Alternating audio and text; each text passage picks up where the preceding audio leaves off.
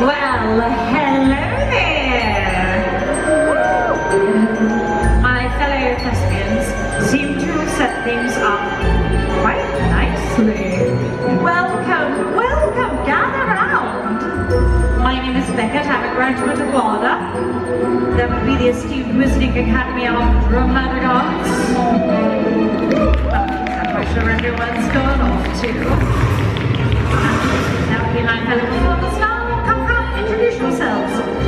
Virginia, call me Bird. Samuel. Hello, Sam. And Dora, baby. Very nice, thank you. Look at this attractive and obviously receptive crowd. This is the perfect place for us to own our craft. Let's finish getting ready. Let's ready. As I was saying, on behalf of WADA, the Wizarding Academy of Dramaticons, we present to you the tales of Beedle the Bard. We are classically trained performers and puppeteers constantly looking to perfect our artistry. We certainly don't do it for the money. Absolutely not. We do not accept payment.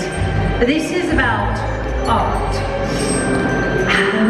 Ladies and gentlemen, the Wizarding world is filled with tales of courage, friendship, and explosion.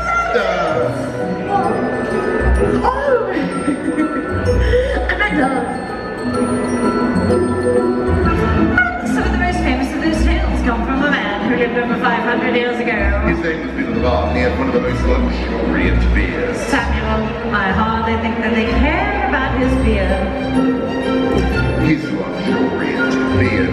Truth be told, I'll wager a ring nuts vault sack with galleons. There is not a child raised in the Wizarding world today who doesn't know about the tales of Beedle the Bard. Oh, what about the warlock's hairy heart? Wizard in the Hopping Hall. Babbity rabbity. And her cackling stuff. Are you not quite finished? I would like to continue before my patience runs out. Would you look at that, Virg? What's that, Sam? It's Beckett's patience. Running out. Sorry. Let's do what we came here to do. What's that? Right. Theater. Places.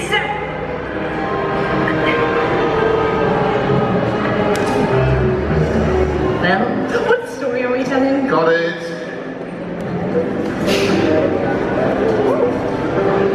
Ladies and gentlemen, this tale is undoubtedly one with which you may be familiar. It concerns the fortunes of three brothers. Wait. What is it now? Not like one of the brothers. I never get to do it. I'm always, you know. You can be the second brother. But be careful. I'm always careful. My fellow witches and wizards. Everyone ready? We now present to you the tale of the three brothers.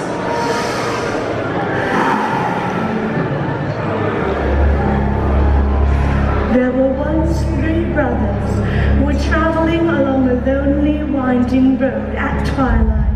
In time, the brothers reached a river too treacherous to pass, but being learned in the magical arts, they simply waved their wands and made a bridge. Before they could cross, however, they found the path blocked by a hooded figure. It was Death. And he felt cheated because travelers usually drowned in the river, but Death was cunning. He pretended to congratulate the three brothers upon their magic, and said each would earn a prize for having been clever enough to evade him. The oldest brother, who was a combative man, asked for a wand more powerful than any in existence, a wand that must always win duels for its owner. So Death fashioned him one from an elder tree that grew nearby. Then the second brother, who was an arrogant man, decided that he wanted to humiliate Death still further and asked for the power to recall others from death. So Death picked up a stone from the riverbank and gave it to him. Finally, Death turned to the third brother, a humble and wise man. He did not trust Death, so he asked for something that would enable him to go forth from that place without being followed by Death. And Death, most unwillingly, handed over his own cloak of invisibility. In due course, the brothers separated. for his own destination. The first brother traveled to a distant village where he sought out a wizard with whom he'd once quarreled. Naturally, with the elder wand as his weapon, he could not fail to win the duel that followed. Leaving his enemy upon the floor, the oldest brother proceeded to an inn where he boasted loudly of the powerful wand he had snatched from death himself and what made him invincible. But that very night, another wizard crept upon the oldest brother as he laid upon his bed, whereupon he stole the wand, and with it, the brothers' lives. So Death took the first brother for his own. Meanwhile, the second brother took the stone and the power to recall the dead and turned it thrice in hand. To his amazement and his delight, the figure of a girl he once hoped to marry before her untimely death appeared at once before him. Yet soon she turned sad and cold, for she did not belong in the mortal world. Driven mad with hopeless longing, the second brother took his own life, so as truly to join her. And so Death took the second brother for his own.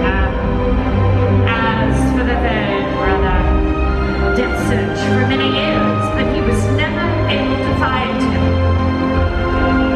It was only when he attained a great age that the youngest brother shed the cloak of invisibility and gave it to his son.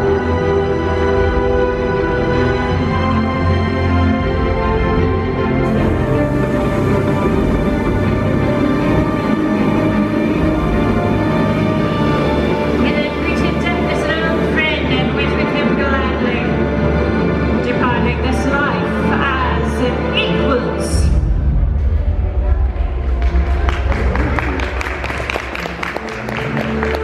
Ladies and gentlemen, the Wizarding World is filled with tales of courage, Gallantry. Friendship, hope, and love.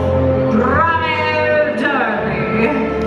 And now I'd like to perform a short monologue for That was wonderful, Derby. Well, perhaps we should reserve your theatrical stylings for our next show. We must be off.